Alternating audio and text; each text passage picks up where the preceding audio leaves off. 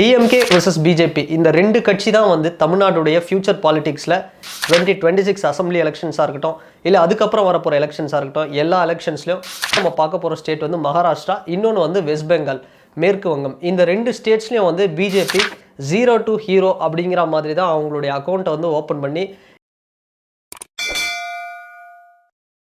DMK vs BJP இந்த ரெண்டு கட்சி தான் வந்து தமிழ்நாடுடைய ஃபியூச்சர் பாலிடிக்ஸில் 2026 அசம்பிளி எலெக்ஷன்ஸாக இருக்கட்டும், இல்லை அதுக்கப்புறம் வரப்போகிற எலெக்ஷன்ஸாக இருக்கட்டும், எல்லா எலெக்ஷன்ஸ்லையும் டிஎம்கே vs பிஜேபி இந்த ரெண்டு கட்சிகள் தான் ஒரு டஃப் ஃபைட் வந்து பண்ணுவாங்க.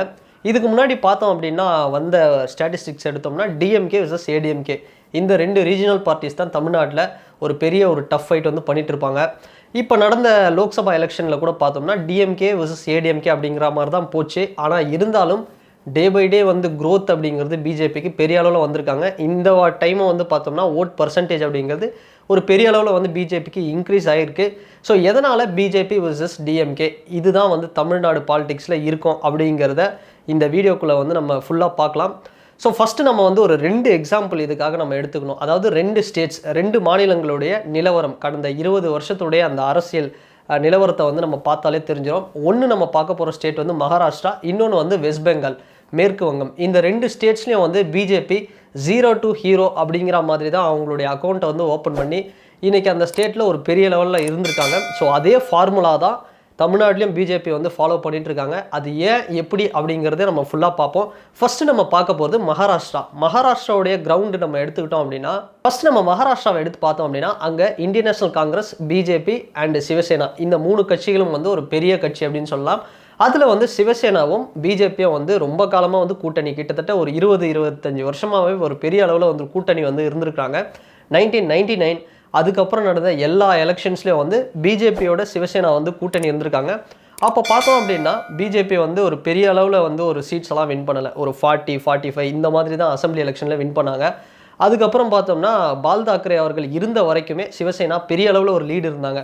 அதுக்கப்புறம் பால் தாக்கரே அவர்களுடைய மறைவுக்கு பிறகு தான் பிஜேபி வந்து கொஞ்சம் சிவசேனா கட்சியே வந்து கொஞ்சம் ஓவர்டேக் பண்ணி கொஞ்சம் லீட் எடுக்கிறாங்க. அதுக்கப்புறம் நடந்த எலெக்ஷன்ஸ், ஃபார் எக்ஸாம்பிள் 2014 நடந்த அசம்பிளி எலெக்ஷன்ஸாக இருக்கட்டும், 2019 நடந்தது, இது எல்லாத்துலேயுமே பிஜேபி வந்து ஒரு சிங்கிள் லார்ஜஸ்ட் பார்ட்டியாக வந்து ஒரு 100க்கும் மேற்பட்ட தொகுதிகளை வந்து வின் பண்ணி ஒரு தனிப்பெரும்பான்மையாக வந்து வின் பண்ணுறாங்க. இதுக்கிடையில் பார்த்தோம்னா சிவசேனா வந்து கம்மியான சீட்ஸ் தான் வந்து வின் பண்ணுறாங்க. இருந்தாலும் இந்த கூட்டணி அப்படிங்கிறது பெரிய அளவில் வருது. 2019க்கு அப்புறம் என்ன நடந்தது அப்படிங்கிறது தெரியும். என்னதான் வந்து பிஜேபி சிவசேனாவும் கூட்டணியில் இருந்தாலும் அந்த கட்சிக்குள்ளே வந்து ஒரு பிக் பிரதர் ஆட்டிடியூட் அப்படிங்கிறத ஃபாலோ பண்ண ஆரம்பிச்சிட்டாங்க பிஜேபி. அதுக்கப்புறம் சிவசேனா வந்து காங்கிரஸ் கூட போய் அலைன்ஸ் வச்சு அதுக்கப்புறம் நடந்தது என்ன அப்படிங்கிறது நம்ம எல்லாருக்குமே தெரியும். 2 டீம் ஃபார்ம் ஆச்சு. சிவசேனாலே வந்து ஏக்நாத் ஷிண்டே அவருடைய தலைமையில் ஒரு சிவசேனாவும், இன்னொரு பக்கம் உத்தவ் தாக்கரே, பால் தாக்கரேவுடைய பையன், அவருடைய சிவசேனான்னு இந்த 2 டீம் வந்து ஃபார்ம் ஆச்சு. இந்த 2 டீமும் வந்து ஃபார்ம் ஆனதில் ஏக்நாத் ஷிண்டே அவருடைய டீமில் வந்து பிஜேபி கூட்டணி வச்சு அது கூட வந்து ட்ராவல் பண்ணிட்டு இருக்காங்க. இந்த மகாராஷ்டிராவில் என்ன வந்து பிஜேபி பண்ணாங்களோ அதே ஒரு விஷயம் தான் இங்கேயும் வந்து நடந்துகிட்டு இருக்கு. உதாரணத்துக்கு சொல்லணும் அப்படின்னா இபிஎஸ் அவர்கள் கூட வந்து பிஜேபி வந்து கூட்டணி வச்சாங்க.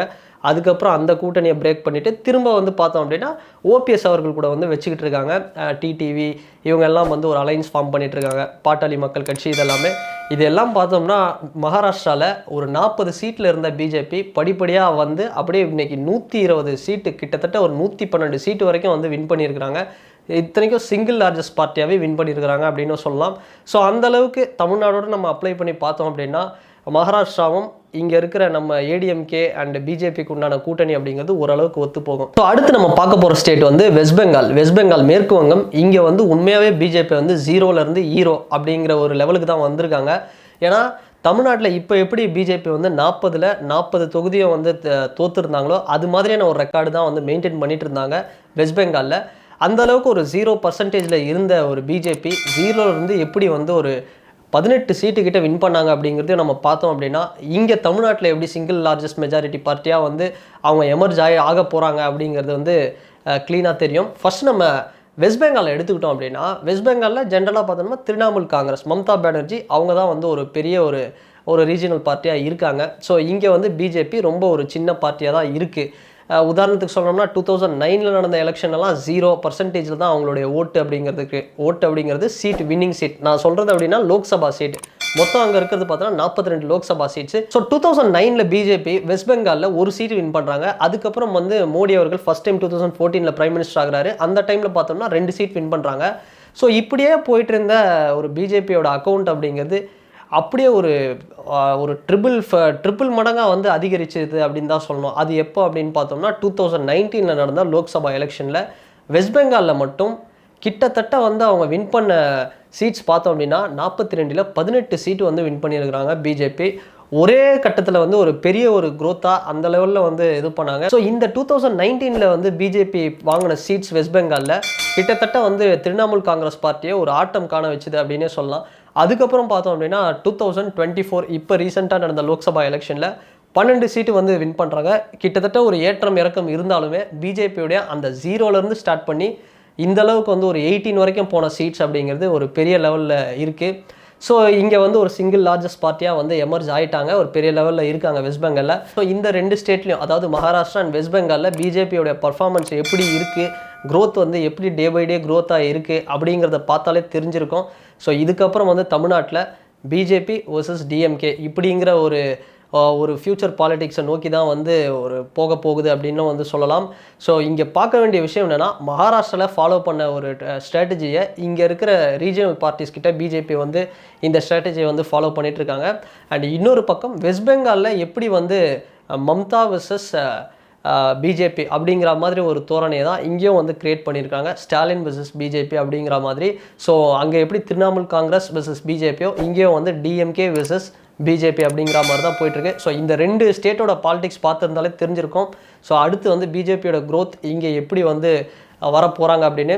ஸோ இப்போ வந்து ஸ்டேட் பிரசிடென்ட் அண்ணாமலை அவர்கள் வந்து இருக்கிறாரு. ஸோ அவர் வந்து ஒரு பெரிய க்ரோத்தாக இருந்தாலும், சப்போஸ் நாளைக்கு அவரையே வந்து இந்த போஸ்ட் ஸ்டேட் பிரசிடென்ட் அப்படிங்கிற போஸ்ட்லேருந்து தூக்குனாலும், ஸோ அவரை விட ஒரு வலிமையான ஒரு லீடர் வந்தாங்க அப்படின்னாலும் இன்னும் வந்து பிஜேபியோட க்ரோத் அதிகமாக தான் போகுமே தவிர டெஃபினட்டாக வந்து கம்மியாக போகாது. ஸோ எது எப்படி இருந்தாலும் டிஎம்கே ஆர் ஏடிஎம்கே இல்லை நாம் தமிழர் இல்லை விஜய் அவர்களோட கட்சி, இது மாதிரி எத்தனை ரீஜனல் பார்ட்டிஸ் வந்து இங்கே இருந்தாலுமே ஆப்போசிட்டில் இருக்கிற பார்ட்டிஸ் வந்து வேறு மாறினாலும் கூட, ஸோ இங்கே பிஜேபி அப்படிங்கிறது எல்லாருக்குமான ஒரு டஃப்பான ஒரு ஆப்போனண்ட் கண்டஸ்டண்ட்டாக வந்து பிஜேபி வந்து இங்கே இருப்பாங்க தமிழ்நாட்டில். ஸோ இப்படி தான் வந்து தமிழ்நாடுடைய ஃப்யூச்சர் பாலிடிக்ஸ் அப்படிங்கிறது இருக்க போகுது. ஸோ 2026 பிஜேபி என்ன மாதிரியான அலைன்ஸ் வந்து ஃபார்ம் பண்ண போகிறாங்க, ஸோ டிஎம்கே வந்து அதுக்கேற்ற மாதிரி என்ன மாதிரியான ஒரு டஃப் ஃபைட் கொடுக்க போகிறாங்க அப்படிங்கிறதுலாம் வந்து வெயிட் பண்ணி தான் பார்க்கணும். ஸோ டெஃபினட்டாக இப்போ போகிற இந்த லைனை வந்து பார்த்தோம் அப்படின்னா கண்டிப்பாக டிஎம்கே வர்சஸ் பிஜேபி அப்படிங்கிற ஒரு டஃப் ஃபைட்டை வந்து 2026 வந்து நம்ம பார்க்கலாம்.